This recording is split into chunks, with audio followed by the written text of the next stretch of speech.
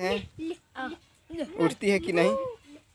और ये उठ गई, देख रहे हैं, उठ गई। पूरी तरह निद्रा में लीन थी, लेकिन जब हमारी बिटिया रानी ने इसे पुकारा तो ये तुरंत उठ पड़ी और अपने खाने की ये जो डिश है, जो बर्तन है वहाँ जा रही थी। हालांकि इसे यूं ही उठाया गया था, तो फिर से ये वापस फिर से सो पड़ी। और ये बहुत ही निद्रा में लीन रहती है। देखें आप लोग, आराम से अब सो पड़ेगी। फिर से ये देखिए, अब ये पूरी तरह निद्रा में फिर से लीन। फिर से मैं उठाने का ऐसा प्रयास करता हूँ, लेकिन उठने का तो कम ही चांस है। आपने मिशी लड्डू आप देख रहे हैं, ये फिर से सो गई। ये पूर्णतः दिन में आराम करती है और रातों को रखवाली करती है। और तो बच्चों ने अमरूद तोड़ लिए हैं, और ये रहा अमरूद। 2 ही अमरूद तोड़े, यही 2 था ना। सारे सब्सक्राइबर्स को हाय कर दो। हाय। दीदी भैया को प्रणाम करो। प्रणाम ना। हाँ ठीक है।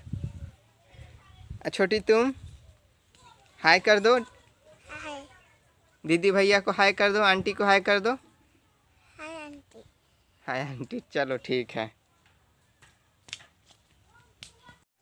और हमारे पेयजल का मुख्य संसाधन के रूप में इस हैंडपम्प का ही हम लोग इस्तेमाल करते हैं।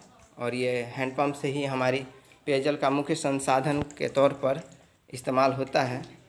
और ये पानी बेशक हैंडपम्प से आता हो, मगर इसकी शुद्धता किसी भी आरओ या मिनरल वाटर को मात दे दे।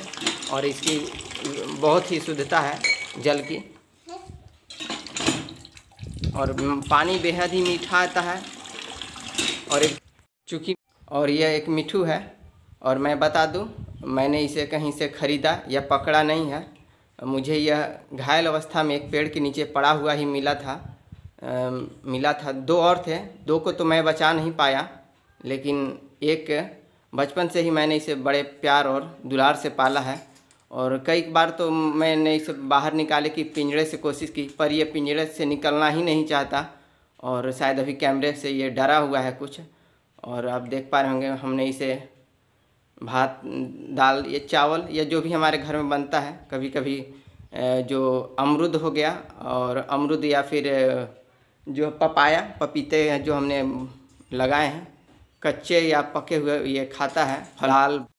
और आने जाने का मुख्य रूप से संसाधन के तौर पर हमारे पास इसी की उपलब्धता है। एक हमारे पास साइकिल है, जिसे मैंने 900 रुपये में सेकेंड हैंड यानी कि पुरानी ख़रीदी थी एक अपने मित्र के पास से।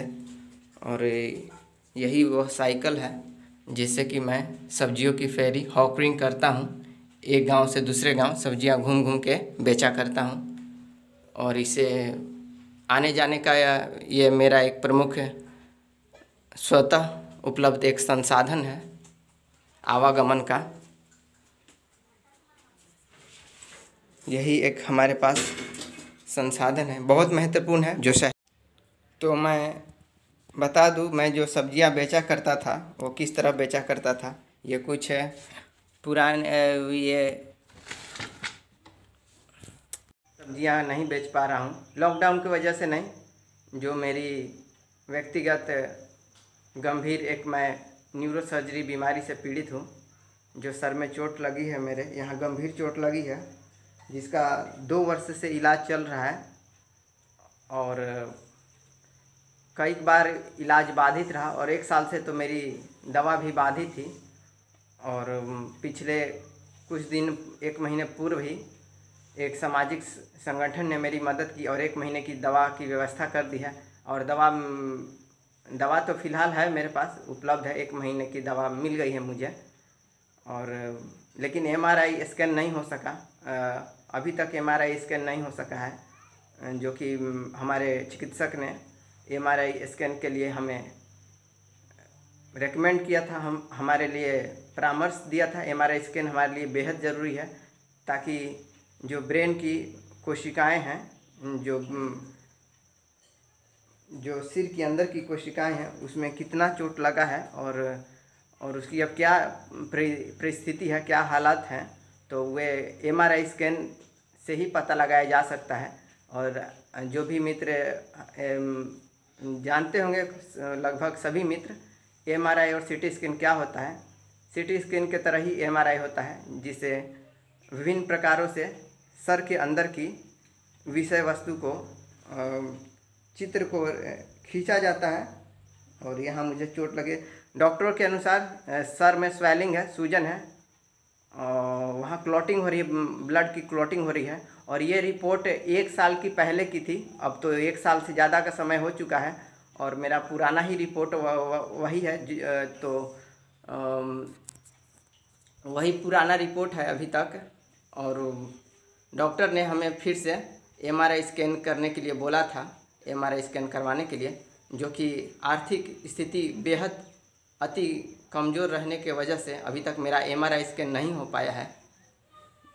तो देखते हैं आगे का क्या कुछ परिस्थितियाँ हमें विवश करती हैं, या फिर यूँ ही जो है सो आप लोगों के समक्ष है।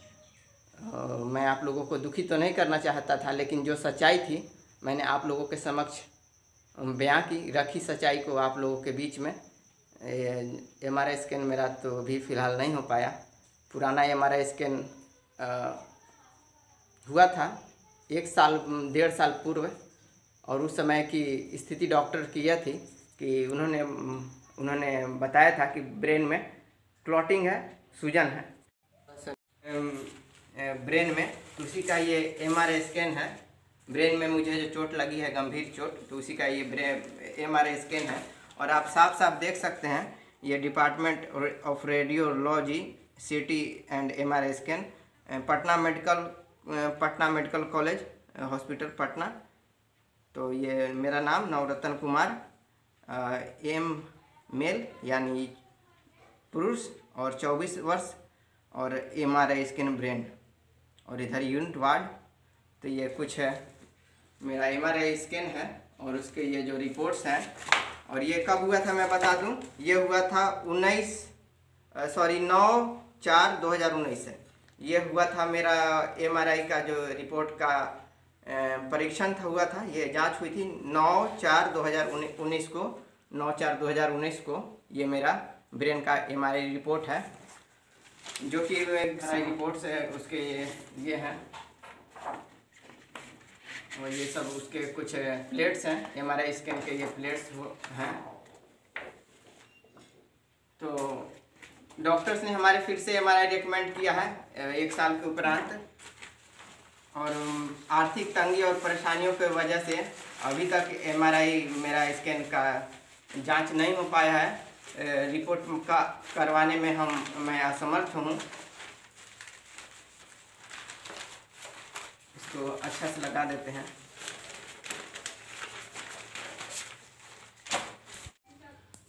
तो जैसा कि मैंने बताया कि ये कुछ पिछले डॉक्यूमेंट्स हैं, पहले भी मैंने आपको बताया। तो ये कुछ डॉक्यूमेंट्स हैं हमारे इलाज से संबंधित सारे कागजात। और ये पुराने ये कुछ दवाएं थी जो ख़त्म हो जाती हैं, तो उसकी मैं रखता हूँ ताकि इसे मिलने में आसानी हो, सुविधा हो। ये कुछ दवाएं हैं तो इसे मैं रखता हूँ अच्छी तरह से संभाल के, क्योंकि मिलने में आसानी हो, सुविधा हो। कुछ पुरानी दवाएं हैं उसका। और ये मेरा नया जो डॉक्टर का प्रिस्क्रिप्शन का जो पुर्जा है, जो स्लिप है, वो है ये मैंने 22, आप देख पा रहे हैं, 22/6/2020, 22/6/2020।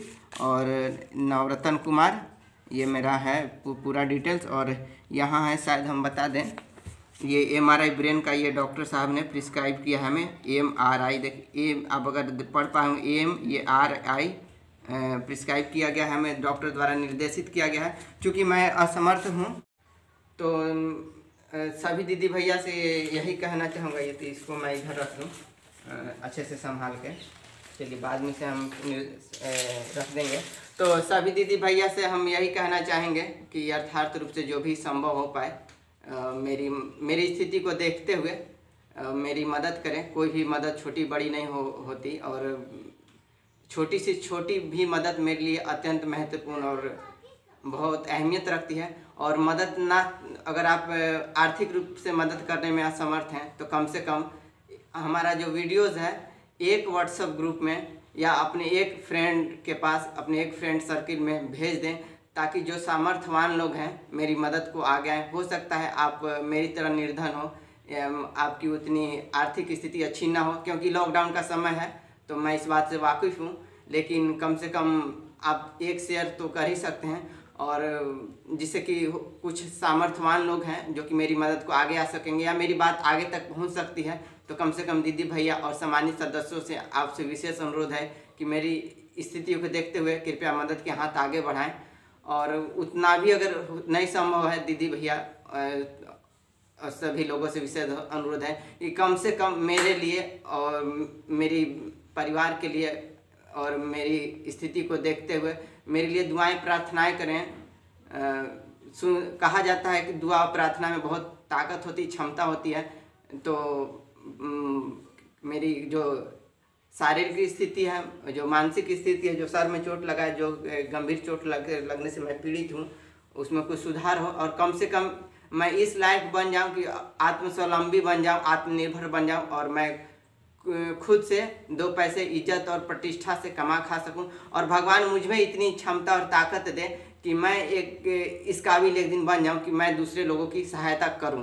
क्योंकि सभी लोगों ने मेरी पहले भी मदद की है, तो मैं चाहूँगा कि मेरी स्थिति को देखकर मदद की जाए और मैं इस काबिल बन जाऊं कि मैं दूसरे लोगों को, जो ज़रूरतमंद है, जो नीडी हैं, उन्हें मैं मदद कर पाऊँ। तो यही था, सभी लोगों से यही कहना चाह रहे थे। तो ये हंसिया है और ये आरी है क्या